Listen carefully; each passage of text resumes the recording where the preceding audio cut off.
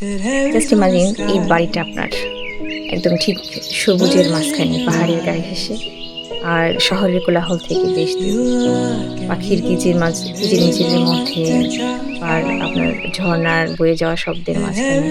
ঠিক কেমন মনে হবে? স্বপ্নের মতো মনে হবে না? এই যে সবুজ জায়গাটা, এই জায়গাটাতে হলো ঘোড়া চড়ে। এরা আবার ঘোড়া খুব পছন্দ করে, এই জন্য জায়গা রাখে ঘোরার জন্য।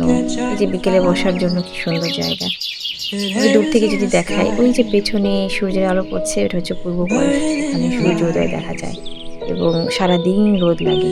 কি যে ভালো লাগে! পিছনে পাহাড়, নীল আকাশ, সবুজ, পাখির ডাক, অন্যরকম একটা ড্রিমি প্লেস। এই যে এখানে যে বাসার এই কর্নারটাতে একটা ফাউন্টেন আছে ছোট, তারপরে এই গাছটাতে একটা দোলনা আছে, এখানে বসে থাকা যায়। চাইলে বাচ্চারা দৌড়াদৌড়ি করতে পারবে, সকালবেলা খালি পায়ে হাঁটতে পারবে। আমি যখন এই বাসার পাশ দিয়ে যাচ্ছি না, তখন এমন একটা ফিলিংস আমার আসছে যে মনে হচ্ছে যে আমি হয়তো বা কোনো সিনেমার শুটিং স্পট দিয়ে যাচ্ছি। একদম মানে সিনেমার মতোই দেখতে মনটা ভরে যায়। খালি চিন্তা করেন যে পেছন থেকে যখন পাহাড় থেকে যখন ওয়াটারফলটা নামবে, ঝর্ণা হবে, এই ঝর্ণার যে দৃশ্য, সবুজের মাঝখানে সাদা, মানে একদম স্বপ্নের মতো মনে হবে, মনে হবে অন্য কোনো জগতে।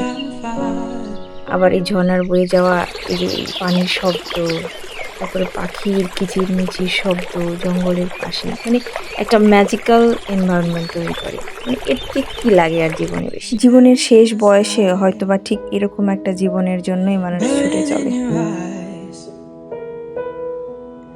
You look at me, and babe, I wanna catch on fire.